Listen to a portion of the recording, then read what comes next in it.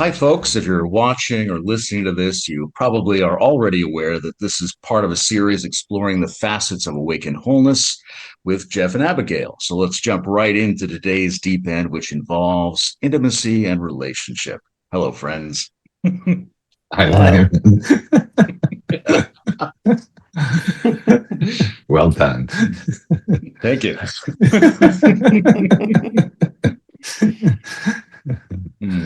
Smooth, Mm. succinct, and authoritative. Yeah, as always. Mm. When I think of intimacy, I think of proximity, I think of subtlety, I think of the energy of being inside a boundary. It seems very specific. When I think of relationship, it seems extraordinarily general. Like there's no Mm. such thing as no relationship. Relatedness moves in every direction and applies to every context. How does Mm. your work hold the difference, if there's a difference, between intimacy and relationship? Mm. Mm. Thank you. You want to dive into that, Abigail? Sure, I'm happy to begin. Yeah, I hadn't thought about the two actually as, being unique or distinct. But what comes for me is, intimacy. I think about is, as you were saying, kind of coming into close contact with what is, and that dissolving where there might be boundaries or resistances to relate with. So there's the connection between the two. Relate with just what is, and intimacy in a sense can, well, I guess I could say to this self, it sort of feels like, oh, I'm gonna commune with what's good and beautiful, but actually, the kind of life lesson learned is it's actually just about communing with what is, including what might be difficult to encounter, and through that closer contact to reveal something important, something new, something possible. And then relationship also, yeah, as you were saying, it's sort of, there's nothing that isn't relationship. So how do we even begin a conversation about being embedded in a relational experience? And we name it, we're utilizing the term because it's so at the heart of our work. It's really, I think of it as the kind of the fulcrum through which everything unfolds. And so it just takes a really primary place in the territory of our Mm. work. Mm. I, Layman, I think in some sense you can say um, is that everything is in relationship, but in another sense, it's not really true. We can be in relationship and out of relationship, and so from the one of the learnings that we've had is that the in doing developmental work that we can build a kind of more complex and sophisticated views of relationship or awakening or even capacities for subtlety and intimacy. But the earlier, like more concrete, younger territories of relationship are often underdeveloped, and so it's at that territory that in order to sustain the culture that we want to create, the capacities that we want to have in the world, that territory is so important to pay attention to. So in some sense, like everything's in relationship, but like don't always feel that way. There's a there's an idea that comes up in the writings that you guys have around Awakened Wholeness, which is that relationship is where we're wounded, and therefore it's also where we heal. But I'm curious about the balance between um, healing and skill development when it comes to relationship. How much is processing wounds, and how much is learning to have some basic relational competencies? Yeah, it's well, it's uh, 67% skill development.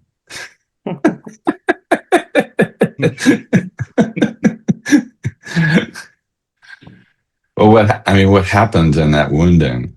It's such an important question because it's really um, the the ability to like integrate our own wounds is a relational skill. When we're in the heat of something and our systems are stimulated and there's intensity, the skill of being able to be present to myself is essential. And that is related to healing, you could say. But the tragedy of that wounding and of those unmet developmental needs is that you don't learn those skills. And in so many ways, this really boils down to like we, we never learned to do relationship very well. It's a skill at a lot of different levels, and so to me, that's really important.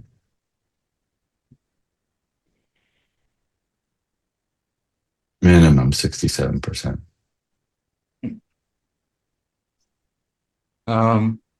Yeah, it makes me think about the slow process of learning principles and relational skills within relationships. One of them came to mind, but I guess I would say I labored for a long time under the idea that I should be able to endlessly tolerate every relationship and conversation and be uniformly present in full relational strength as the feeling witness. But I remember one particular argument with one particular person where it suddenly seemed to me that I was being insufficiently participatory in that attitude, that I was trying to exceed my limits into consciousness rather than allowing my limits into consciousness. And I remember saying to Mm, this woman, I'm full right now. I can't receive any more things about our relationship at this time. Like I'm an actual limited person and I have to digest before we can come back to this. And just that idea of being temporarily full really stood out to me. It stayed with me as a building block of insight into relationship going forward. yeah, And yeah. I'm sure Tucker would be happy if you guys shared or speculated about some things that you picked up in lived relationship that are part of the wisdom you're bringing forward now. Yeah.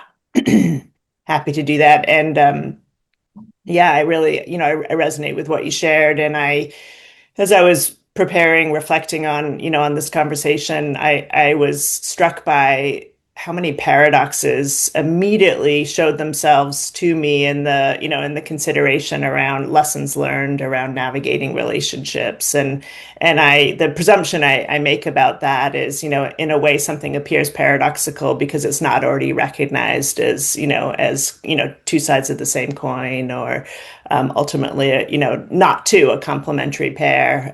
So it's paradoxical because there's still something to learn. But I've learned so many lessons along these lines, and of course, witness this with others. So that very phenomena of recognizing a limit actually is a kind of relational contact. I can think about, as somebody who was shaped as a peacekeeper in the world. Setting boundaries and limits with others has been something I've had to work on. And I can remember certain circumstances earlier in life where maybe I was trying to accommodate a certain way that somebody was being, and then I just hit a limit and an ability to do that. And in naming that limit, actually notice that it became, a possibility to be in a kind of more right relationship with one another, that actually acknowledging my own boundaries then became a possibility for something different between us.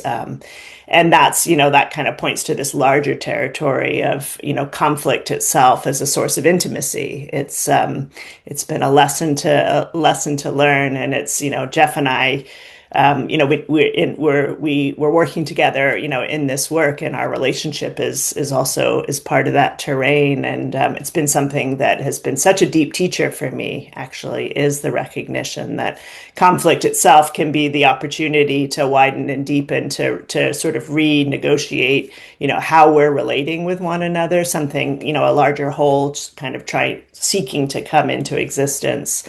But also it can be such a deep source of intimacy, trust, and love. And I imagine it's so for all of us that conflict earlier in life can feel like a threat, a lack of safety, a problem that needs to be fixed, as opposed to something that something that's leading to a deeper or greater good.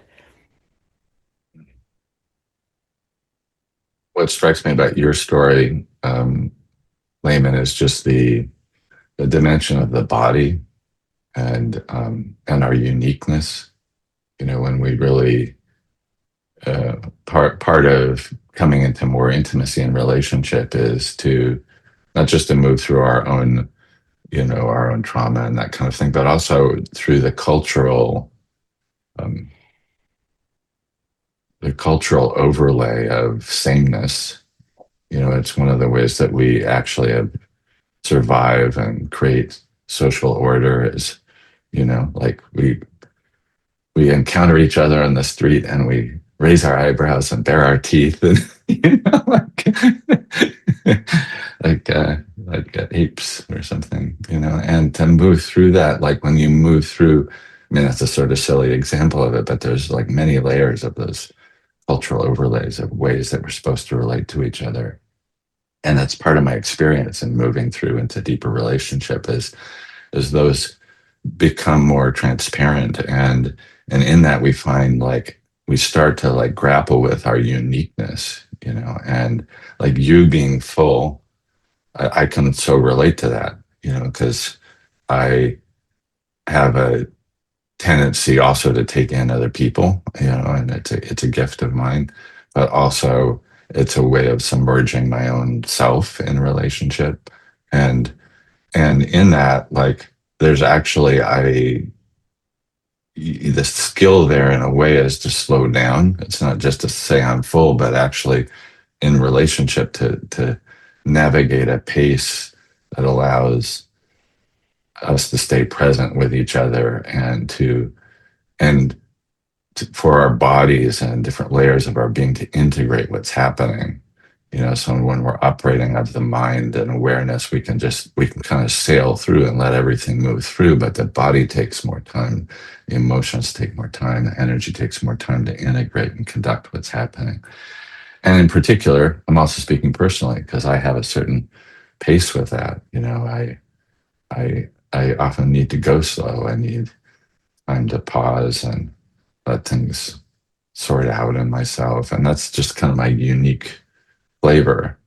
And so I think part of this too is like this, it's in a way, this also moves into the territory of like what we call real relationship, which is not some sort of technology or theory or something. It's actually where you're implicated and involved in each other's lives, and you get to know each other and you make memories and you have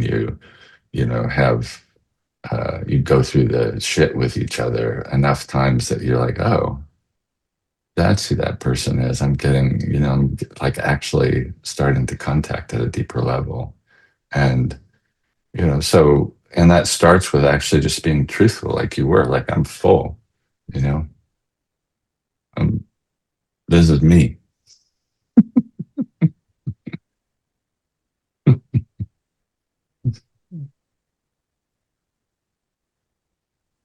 The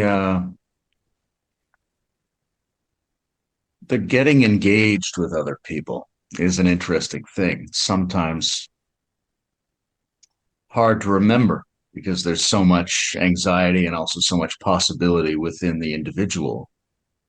Um, do you guys see in the work that you're doing a lot of people in the situation of trying to solve something as if it was their problem when really they should be getting more engaged with other people?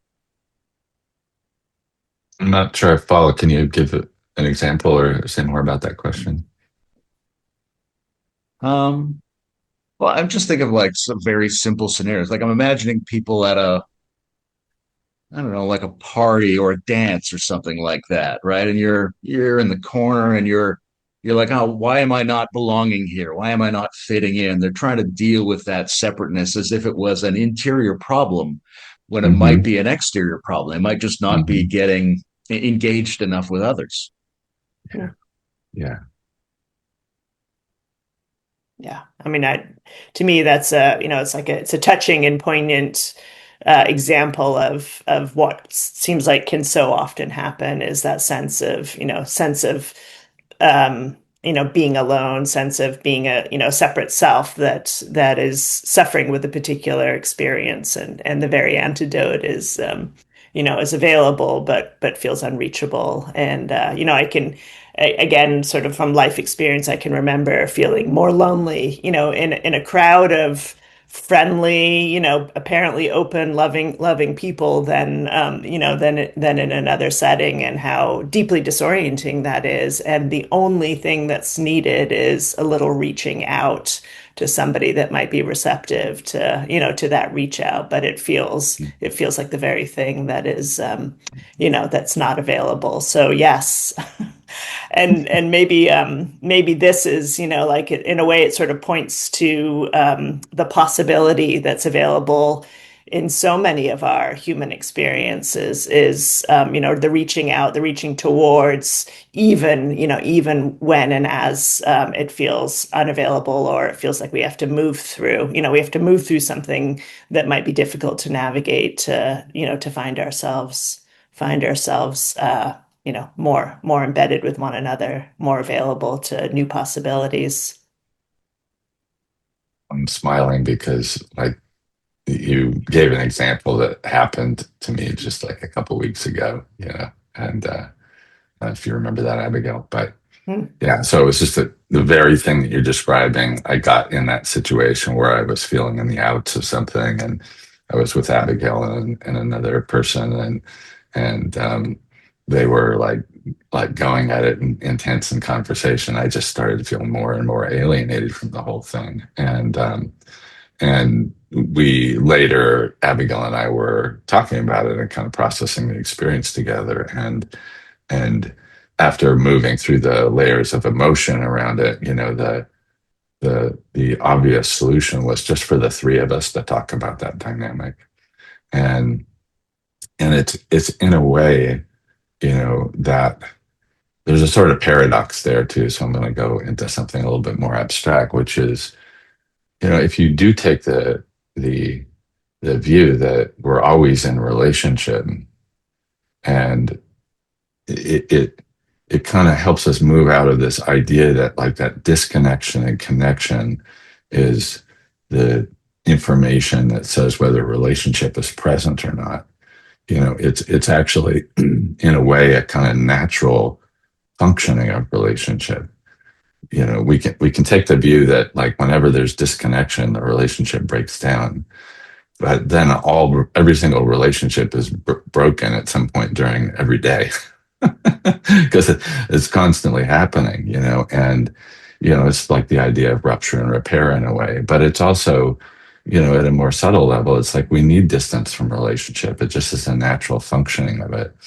And so if we can include that in a kind of wider view of our sense of what the field of connection is, we can actually include that. And that's one of the things that we do in our work when we're working in collective spaces. We'll have people who are in a group who are really in a deep, intimate space with each other, and somebody who's like alienated from it or in conflict with what's going on.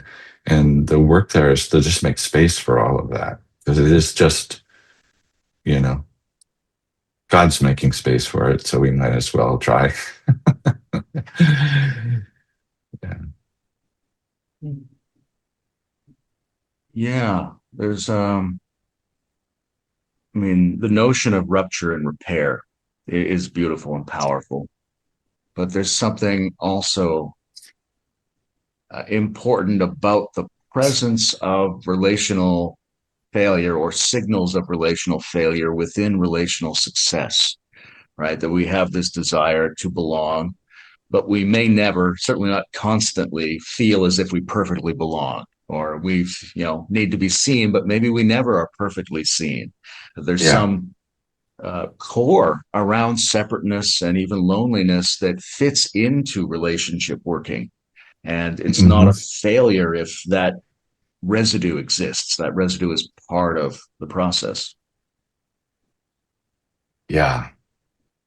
Well, the word that you said that really cued something for me is perfectly, because it indicates that is a real human experience, like being need having a need that feels like it's that captivating, that it's that intense, that there's um, a need to be met or seen or belong in that kind of all-encompassing sense. And if we aren't, that's a breakdown, that's a failure.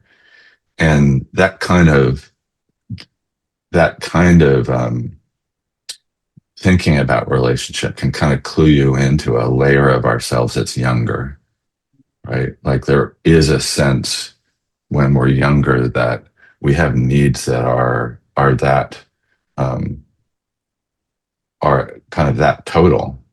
We need to be held by our mother, not just a random person in a workshop. you know, it's her that we need that from, and it's very black and white. And so that's a sort of sign in relationship when those kind of younger territories of ourself are coming up. And the only thing that we can do is hold those in ourselves and in the relational space. It's not a failure. It's a part of our earlier experience of life that's getting brought up, that's getting provoked, that's getting triggered. And we ultimately have to hold those in ourselves and with each other, because the alternative that often happens is we seek to have our childhood needs met by somebody else, like Abigail. and it can't be, it can't be in that way. At least that's what that example brought up for me. Does that speak to what you're talking about? Yeah. Yeah. Yeah.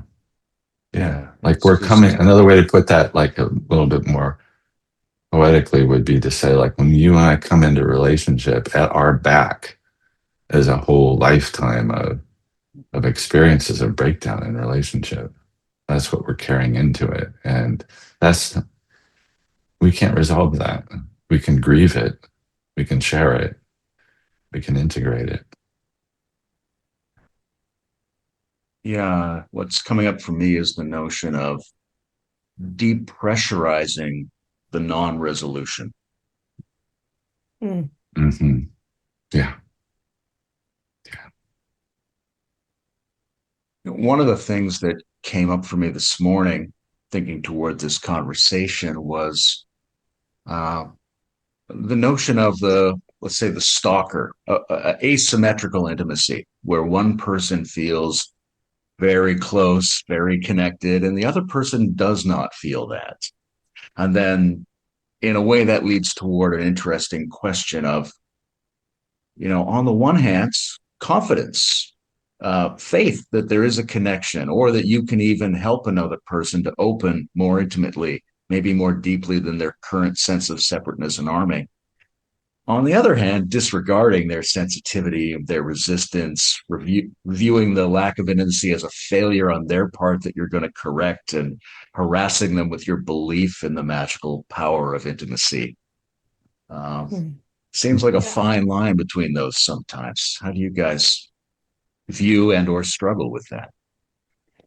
Yeah, I mean, to me, what arises immediately is the allowance of our, and you were referencing earlier, Geoff, our uniqueness, our differences, and that alone can, even if it may not look like the other person's preferred way of relating, it itself can actually be a form of true connection and true intimacy, in a sense, to really make room for our different ways of being in relationship, I guess, in a general sense.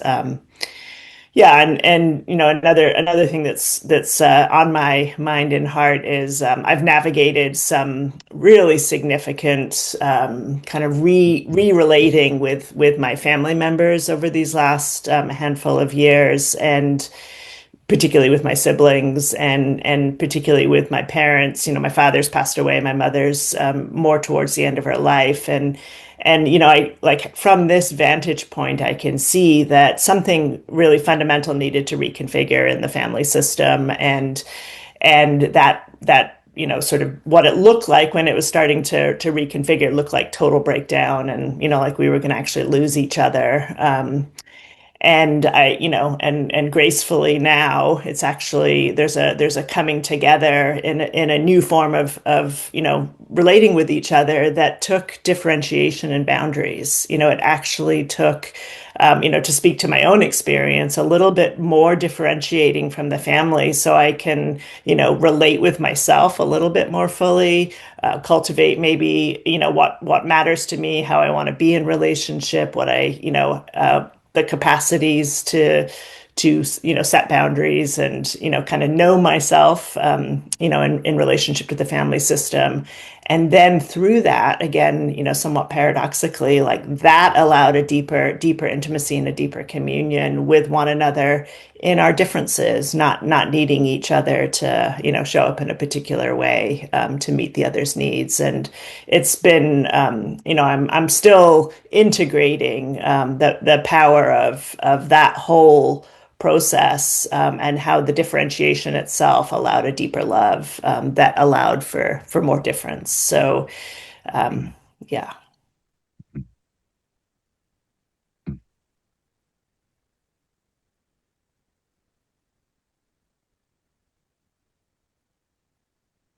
It really, I mean, it might be you both and others out there are smiling with like already knowing this experience, but it still sits in my system as something of a miracle that like if I can sort of set a boundary, as in like I'm okay with this and I'm not okay with that actually allows a fuller love to express itself through the system. It's really stunning.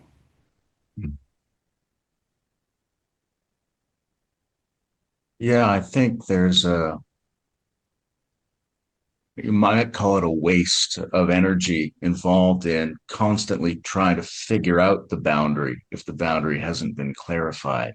Mm. And the functional enjoyment or collaboration with someone else may suffer because that energy isn't liberated to actual operations. It's constantly trying to guess where the boundary is. And once the Right. boundary's there, then that energy is liberated to a higher order of function. Mm.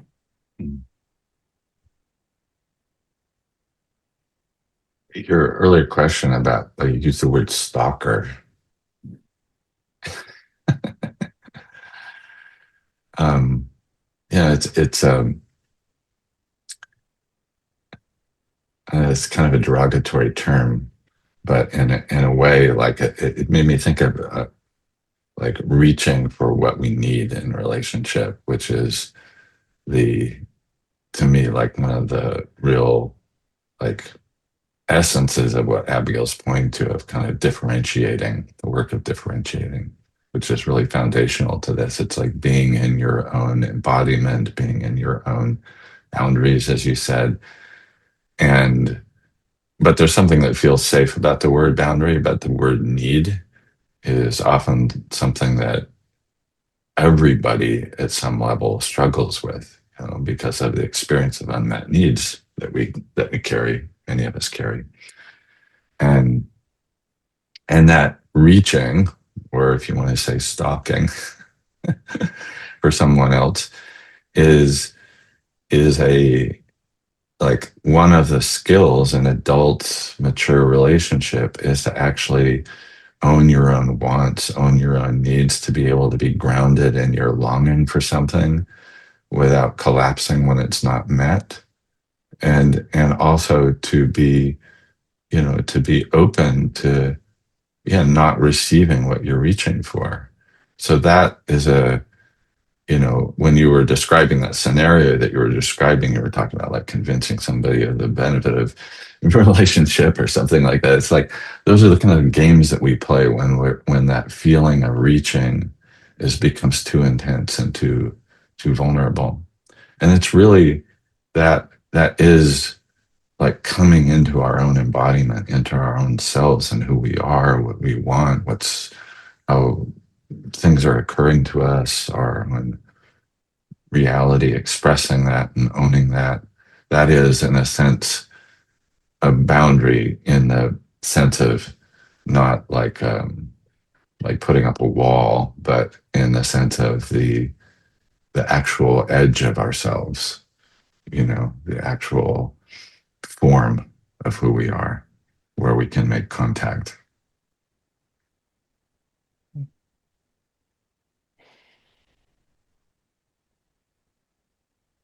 There's a temptation in developmental and spiritual communities to put a high premium on things like intimacy or eros and longing and reaching, even to the point where that becomes one's basic metaphysics. That's what the world is, consists almost entirely of Right. this. It's very attractive. It's very interesting. Some of my favorite people lean strongly in that direction. But I'm always a little bit hesitant. It seems like uh, it can it runs the risk of irresponsibly awakening and reducing things to lots of lower drives of various kinds, right? Mm-hmm. Not that those Mm-hmm. don't have their place, but if you always have to be explaining that by eros you don't just mean sex, or by intimacy you don't just mean sex, is it the right word? Is it the right sort of Yeah. ethos? Yeah. Yeah. No, I resonate with what you're saying, and the word intimacy does have that kind of can have that connotation of, it means sexual intimacy or eros, or um, uh, and I think the way I would describe it is more just like openness, between us. It's like and truthfulness. So it's not over preferencing any kind of experience, other than working to have the capacity, when it's the truth of things, to actually be in connection in that relative sense, that we have the ability to do that and to sustain that in all sorts of different circumstances that can become challenging. So yeah, it's I brought up need and longing, because, not because that's a preference, but just because it's a territory of vulnerability for people generally. Yeah.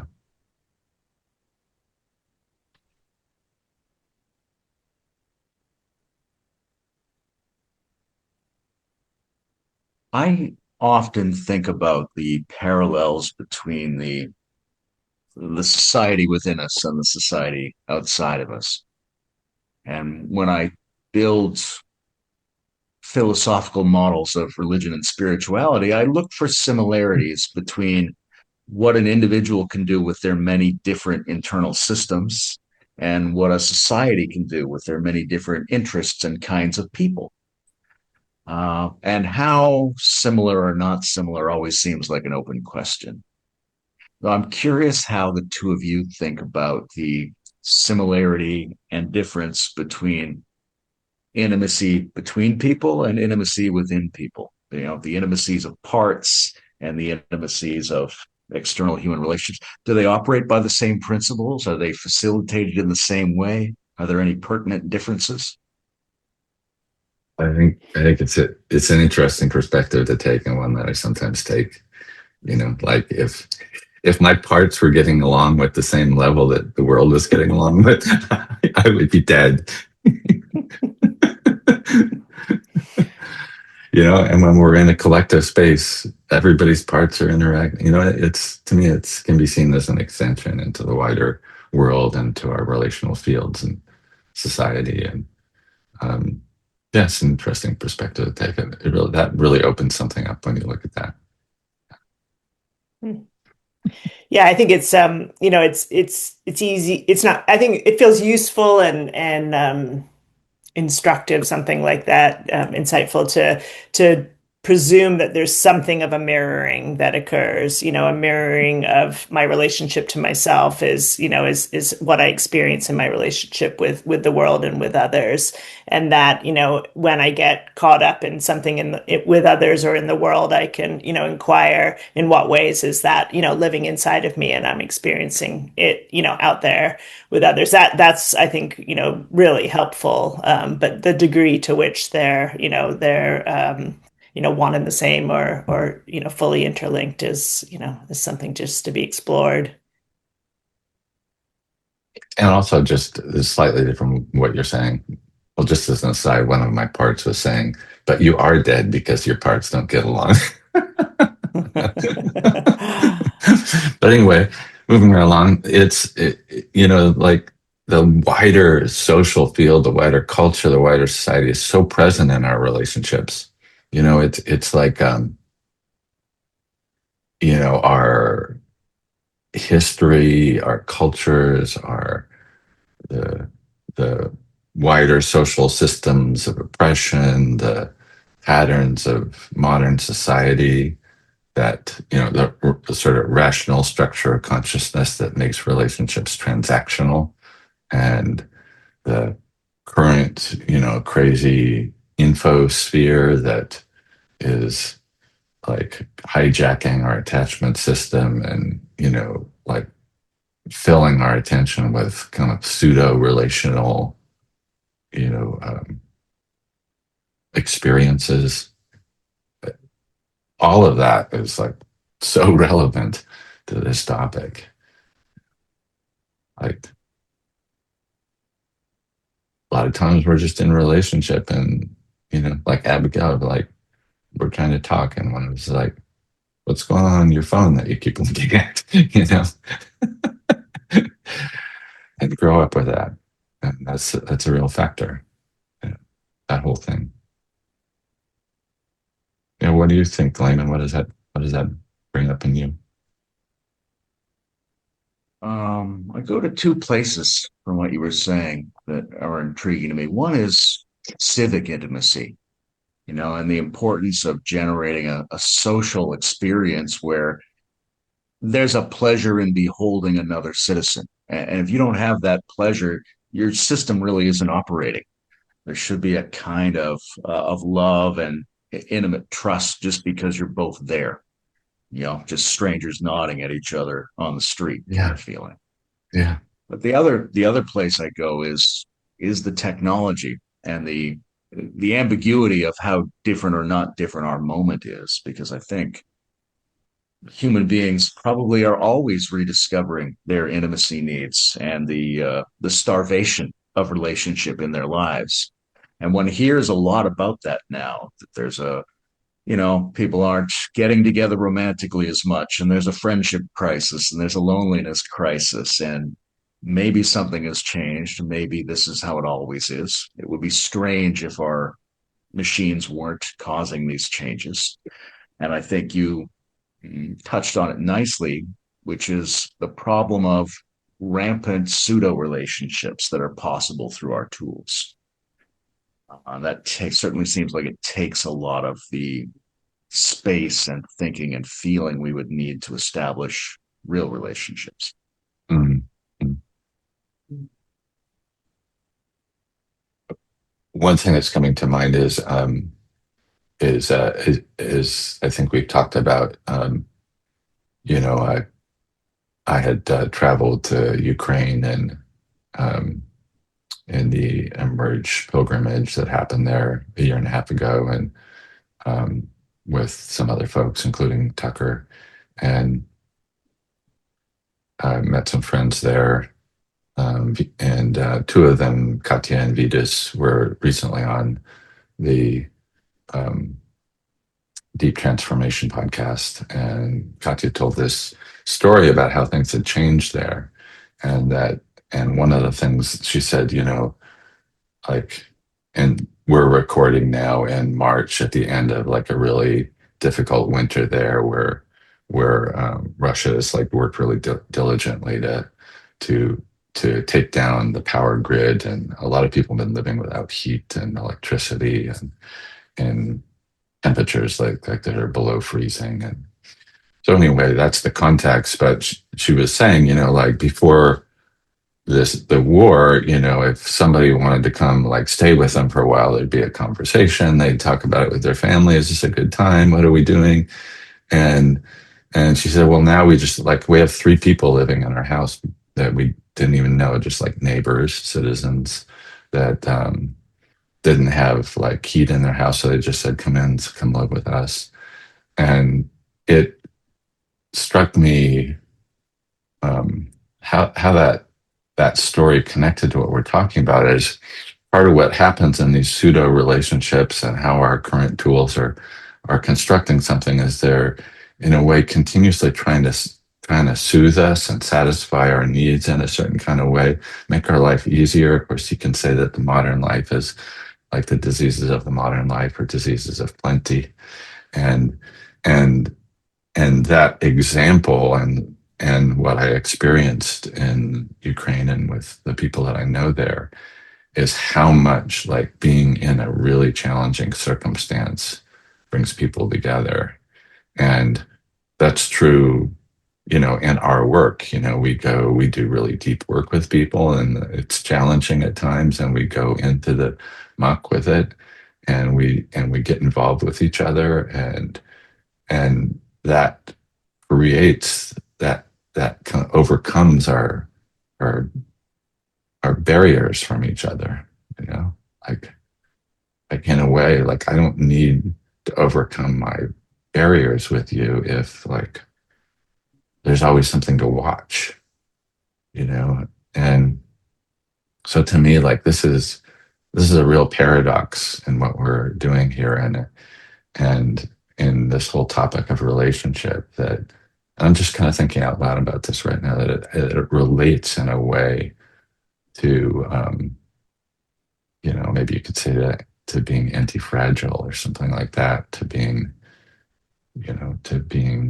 in the difficulties where relationships get bonded, as anyone knows who has an intimate relationship. If you can go through that war, there's really profound connection that can happen.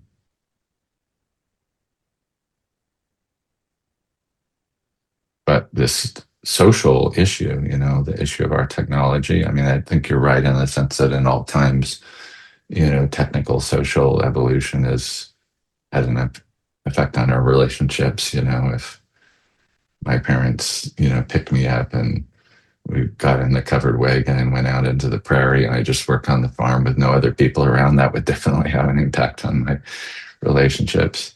But this current time is really something, and maybe in it there's this potential, to really rediscover what real human relationship is, what a human being is. Yeah, Beyond really, that, it just go what's ahead. that? No, go ahead.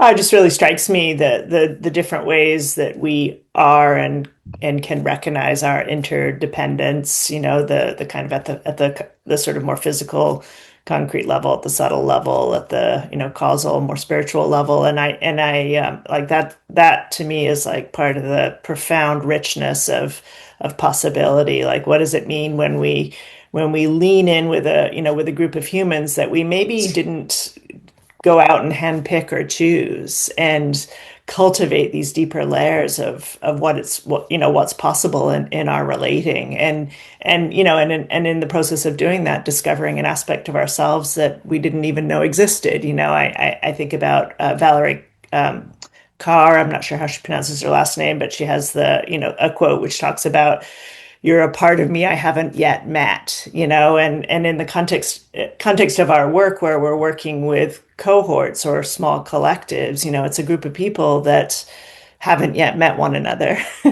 And in the process of encountering each other and staying in for this deep work, discovering something of themselves in the other that might be blissful to reintegrate, might be really challenging to navigate, and yet and oftentimes that which is more challenging yields the deeper the deeper, greater gifts. It's really something. And what you said, Layman, about, as we encounter another human out there on the street, to recognize the possibility that, that to recognize and to know that we deeply are, but perhaps haven't yet found our way to navigate life in those ways.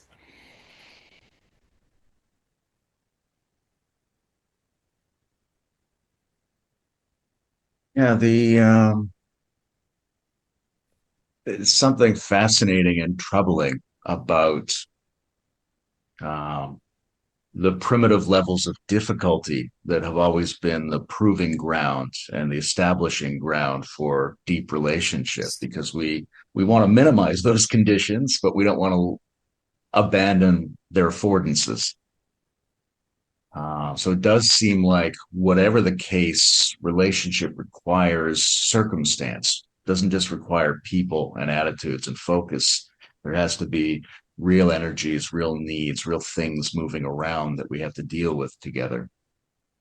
And I do think the contemporary circumstance has some interesting affordances, particularly around how much intentionality is needed.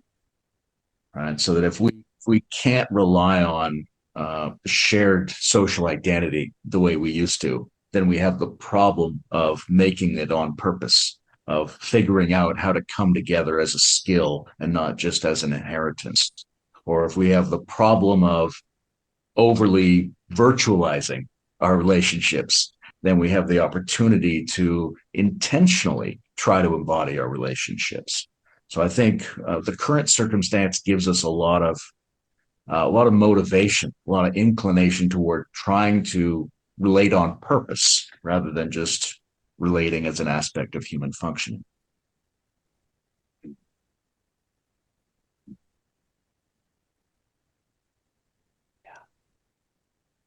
Mhm.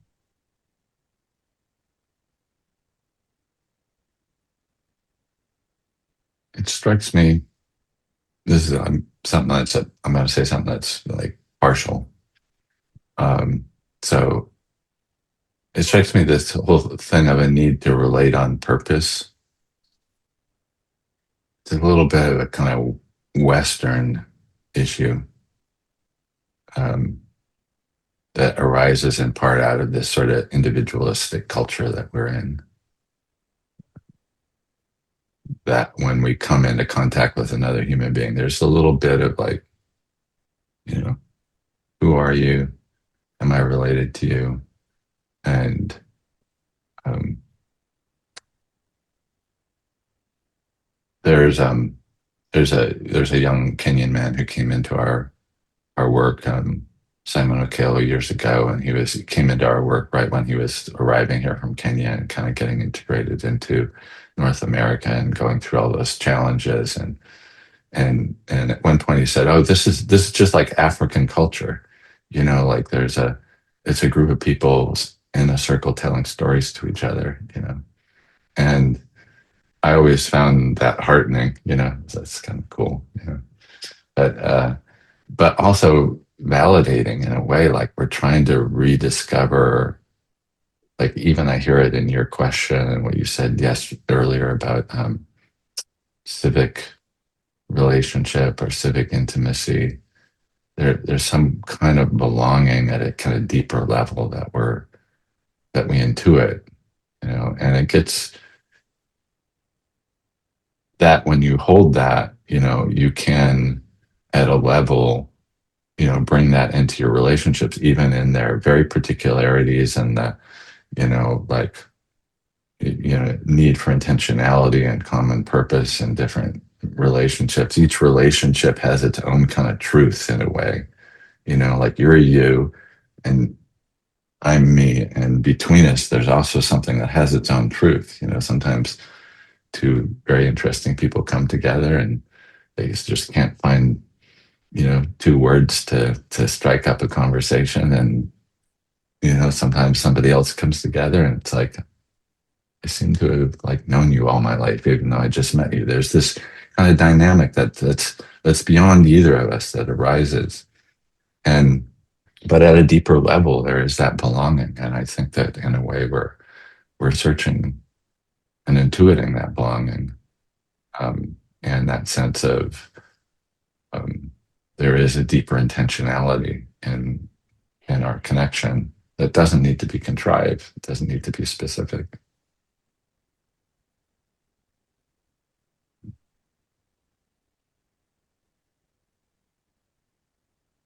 Yeah, there's a kind of remedial awakening of archaic relational intelligence that goes on. Yeah. If we don't have homes or civic spaces or education systems that set us up to know how to do that, then hopefully people can find work and community later in life to gain those skills back. Yeah. Dan Brown used to tell this story about the Dalai Lama, where wherever he would go, he would like meet people and show such profound interest in them. He would ask them about their life and where they're from, and about their family.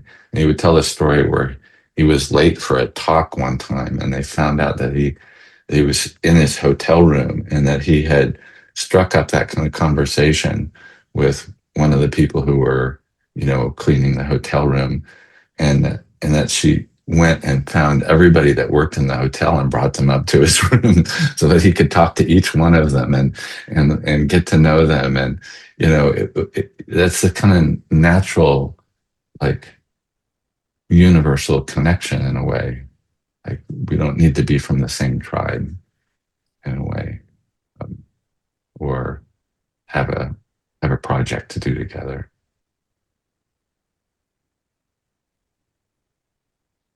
That's a fascinating anecdote because it runs up against time management. Yeah, it was he was wasting a lot of people's time.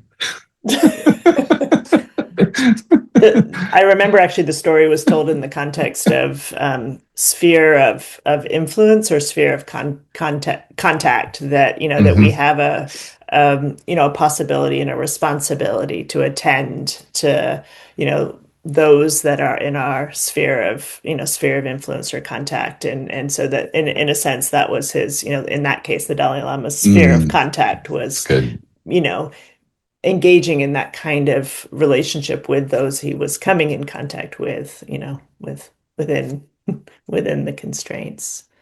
Yeah. It's that whole thing of time, like, time is deeply embedded, our sense of time is deeply embedded in relationship. Like, the time management is that sort of transactional time. Like, we have this call scheduled for an hour and a half, and at the end of the hour and a half, we're going to end it. That's not how relationship really works. It's in a different whole experience of time, of a kind of fluid and open and flexible time. And of course, we're living in the modern world, which is more structured. But bring it back to Africa. We ran our program in Africa for a few years, and got to know that world. This was in East Africa and Ethiopia, and cultivated relationships there. And there's a whole different view of time, sometimes called Africa time. I remember this one time when I was back in Seattle, and I was working in an office that we had in central Seattle, and I had my busy structured day with this and that going on, and calls and whatnot, and tasks and duties, and there was somebody who was an acquaintance of one of the people that we work with in Ethiopia, who happened to be in Seattle. I didn't know this, and he called me and said, "Oh, I know Nadia, and I'm in Seattle. I'd like to come and talk and visit you and get to know you." Like, it was like out of the blue, and it was like, "Well, can you, like, here's my scheduling link," But I kind of recognized in that moment, oh, like, I've got to drop into African time, And I like kind of rearranged my schedule and I said, come on over. And we went to a coffee shop, and I knew the conversation would just go as in its own way and in its own time, as long as it would go. And we'd know when it was over. And it was a lovely moment just to kind of pop out of my Western sense of relationship and time, which it has its own weird peculiarities.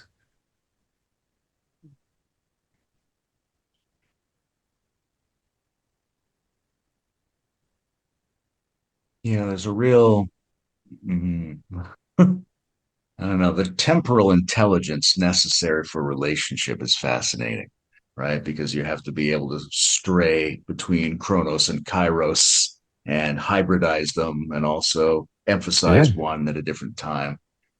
I've I'm a skeptic about calendars a lot of the time. It's one of the whether it's months or whether it's astrology. I'm like, I don't really believe that. And people would say, don't you think it's important to celebrate your birthday? I'm like, yeah, but I don't believe that it's on a certain day on some artifact that people are using.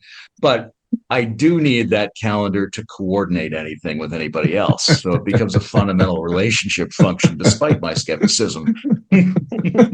If you didn't know what month it was, how would you know what color the peanut butter cups are? Exactly.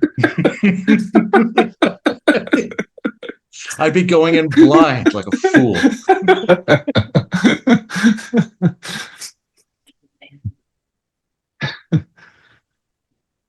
So there's another thing that comes up for me, which is, in some ways this conversation, your work, lots of kinds of approaches to relationship. They're making relationship conscious. They're making it an object of inspection and consideration. And that can go even farther in the sense of internal exercises, right? Whether we think of them as inquiries or anything else, where we consciously apply some kind of insight into the nature of relationship to seemingly liberate consciousness, right? So that we would encounter whatever's coming up for us as unresolved and realize that unresolvedness is bound up in a reluctance to be in relationship that we are responsible for, and that insight opens us up. And in that opening, we seem to be more or operate more as an awakened consciousness. Yeah. And that puts relationship and consciousness very close together. Yeah, absolutely. Does your work play around with exercises of that kind? Absolutely. You want to say something, Abigail? Do you want to speak to that at all? You can go ahead and start. I'll add. Yeah, it's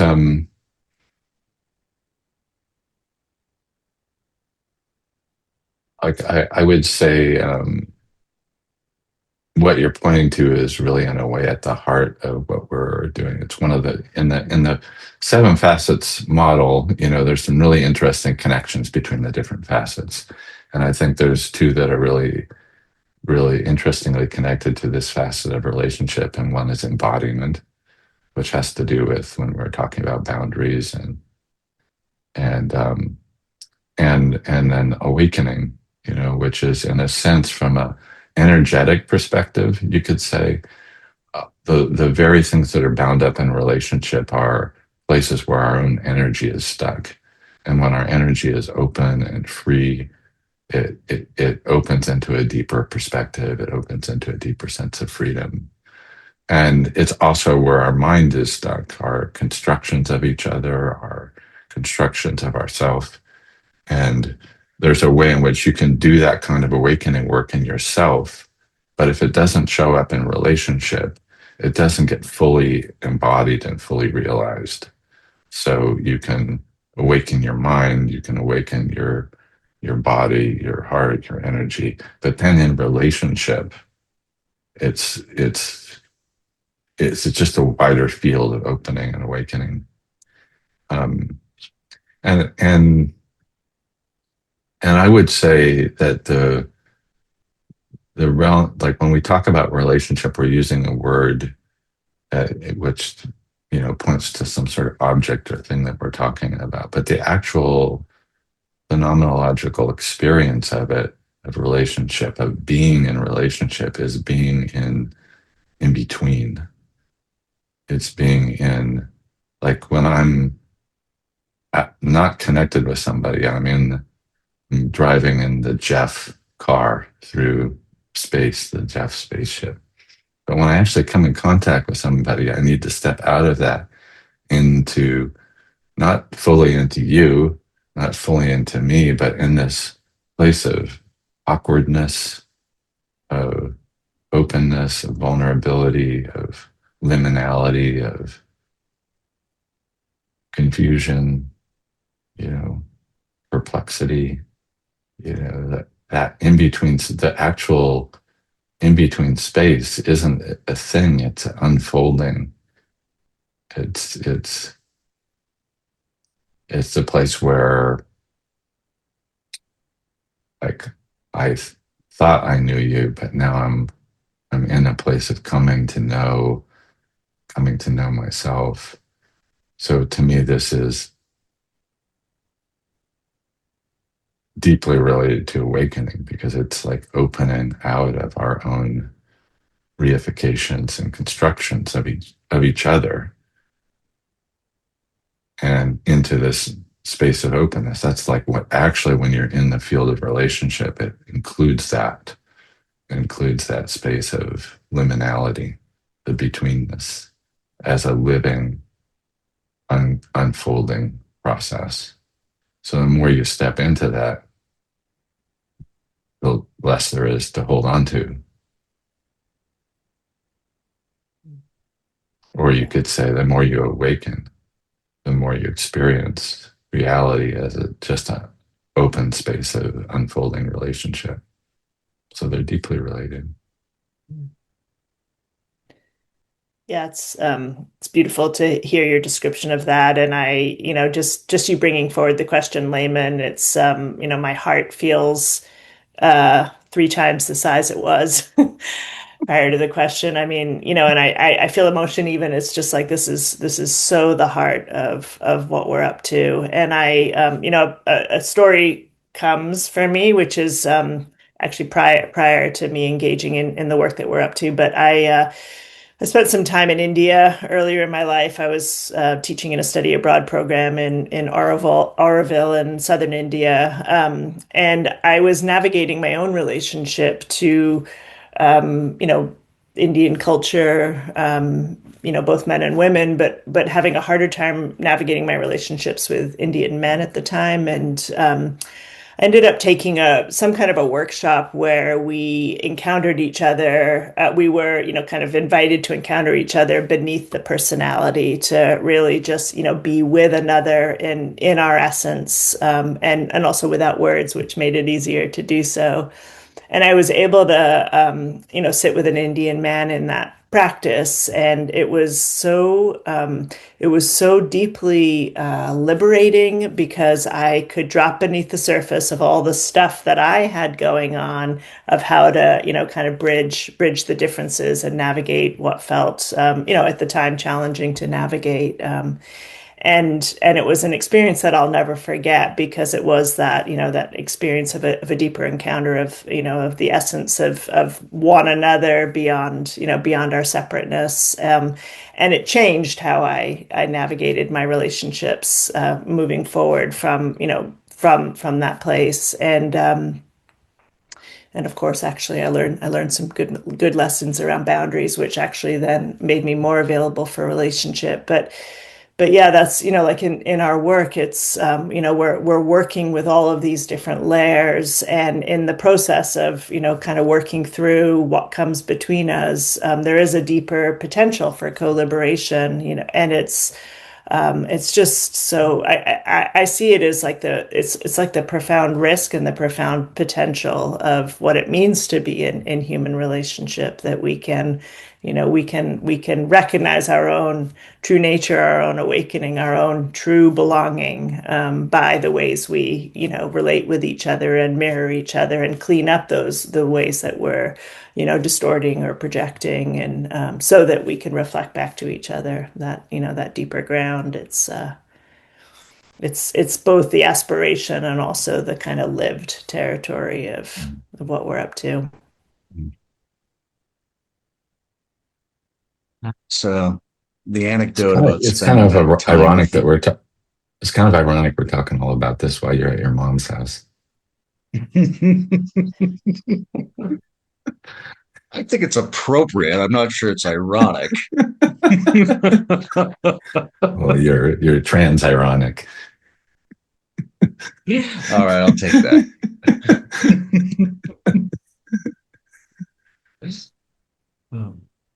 the the story of spending that time with the Indian man, it brought up for me something that I'm now seeing is spread across this whole discussion, which is just the need for people to have the data upon which to activate natural relational insights.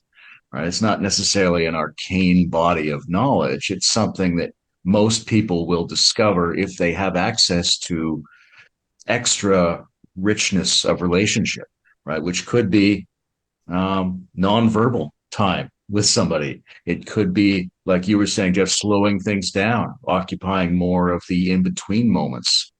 Almost everybody I talk to who's a tantric teacher talks about slowing down. And it seems like there's a ton of extra material to be discovered at each of the intermediary steps. But even the notion of being in catastrophes with other people, right? You make relational discoveries in all these areas we've been talking about in a very natural way if you have access to the data that comes from the circumstance.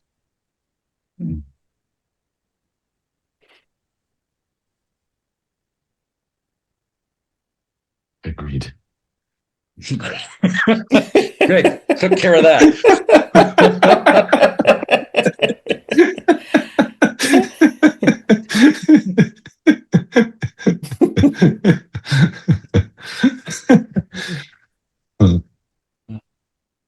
Yeah, Starting to move I would toward the end add. of this.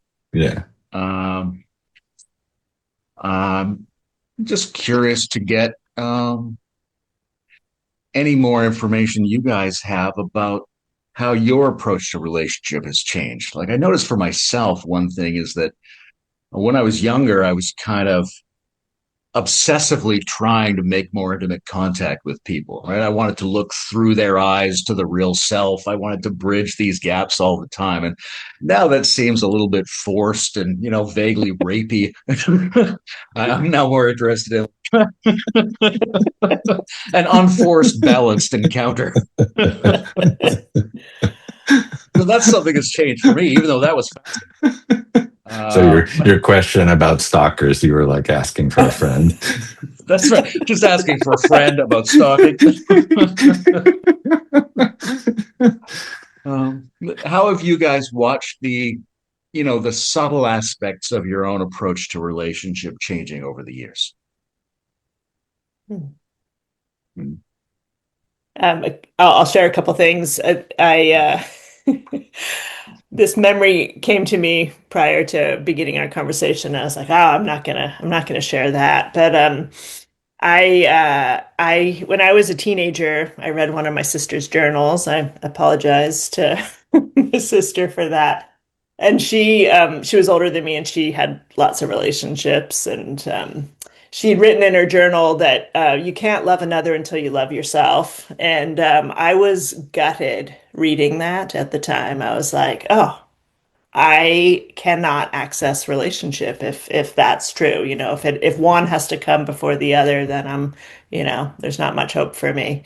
And it's just amazing to me that that memory has stuck because I suppose it was a teaching. It was a little it was a bit of a challenge that I had to navigate. But it's, like when it came up, and kind of reflecting on this conversation, it's, it both taught me that wow, I was so clear that I didn't love myself, when I was a teenager. It was so like stark. And I wouldn't necessarily remember that if I, hadn't had that moment.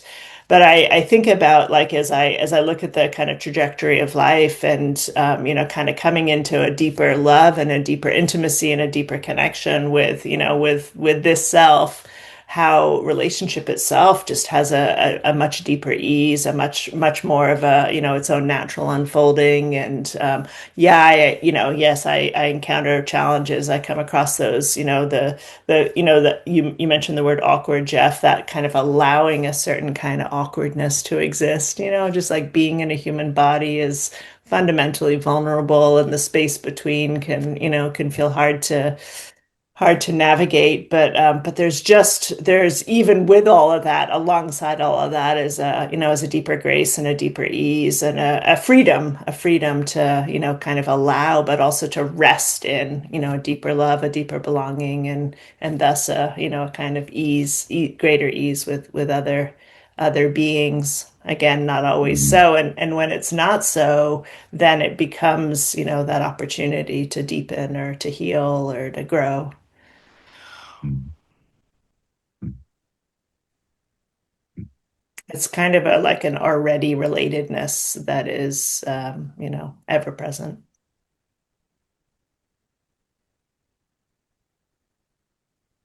Appreciate.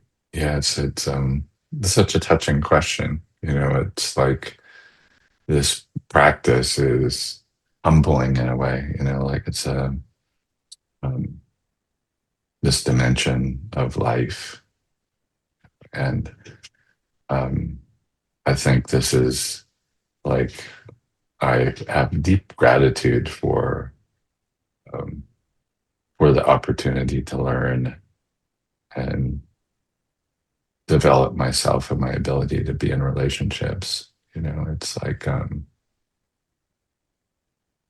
think one of the you asked how's it changed.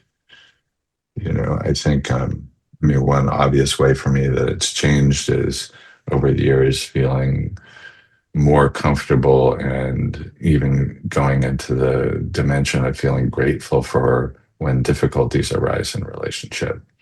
And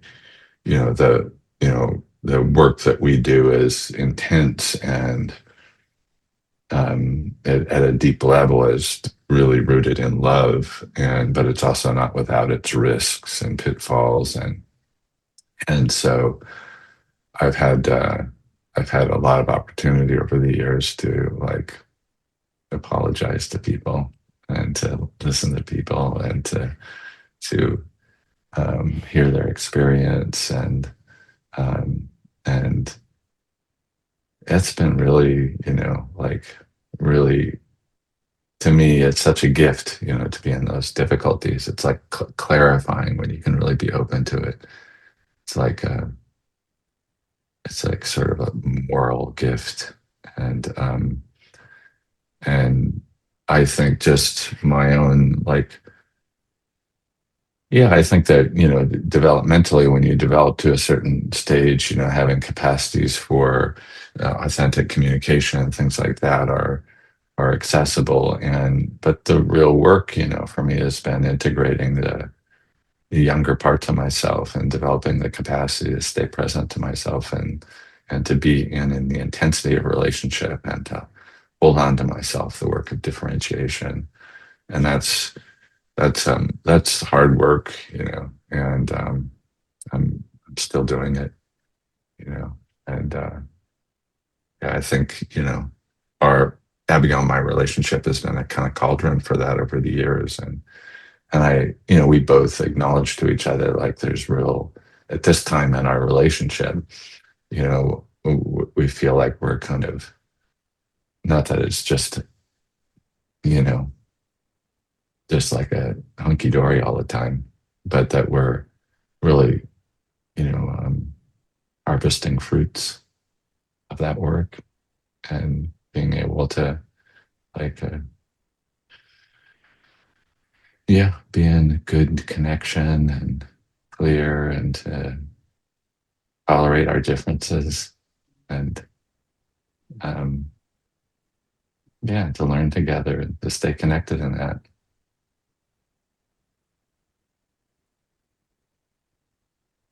Well, I'm that's also just lovely. That should probably be the end, but we probably still have a few more things to say.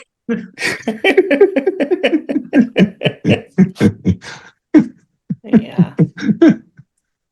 I'm just present too to the kaleidoscope of human expression, like the utter uniqueness of each of us, each of us as an expression of the one or the all, and maybe more so in this phase of life, just delighting in that in others, and not trying or needing to, not trying or needing to be that, just really seeing this like the rainbow of human expression, and yeah, the wild creativity of that.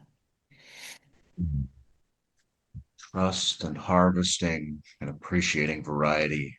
I what came up for me there, Abigail, was not just the all the different unique ways for individual beings to be in relationship, but also the different modes of relating is something that I think I've Mm. gotten better at being fluent in and appreciating.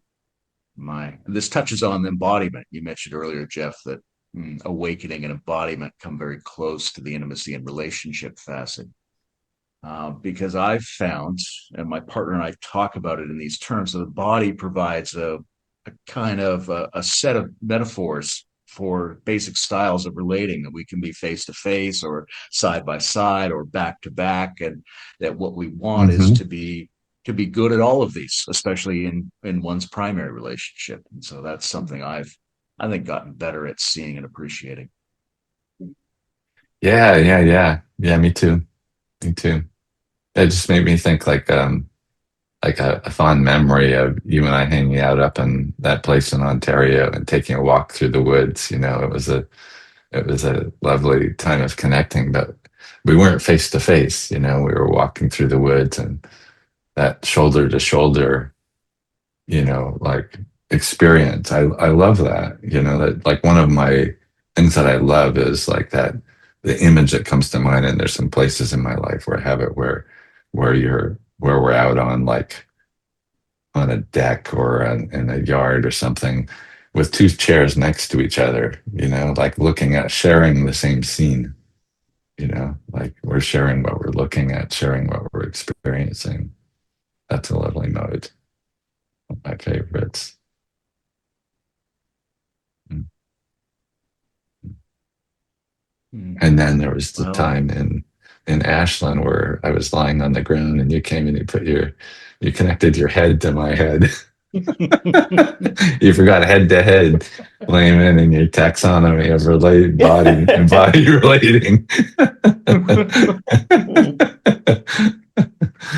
That was a good moment too. yeah, I like that. Well, it's nice to, I don't know, have as much relationship and intimacy between the three of us as we happen to have. Yeah, yeah, it is. It is. Yeah. Yeah, I feel very appreciative, and also aware, conscious of, the connection that you and I began, it felt like, in Ashland, Layman, and how that, whatever that was, and I sort of situated in myself like a little bit more of a distance, like the, kind of navigating through that distance is, I just feel really grateful for. Mm. Well, I'm not going to go crazy and tell you both that I love you, but something in that area. I feel it myself. I love you too, Layman. Yeah. Yeah, Mm, yeah. Mm. okay. Next time we All talk, I'll right, be my somewhere friend. where I can wear my clothes. I like you in white, surrounded by color. Oh, All right, friend. Thank you. Thank you. All right. Take Bye for care. now.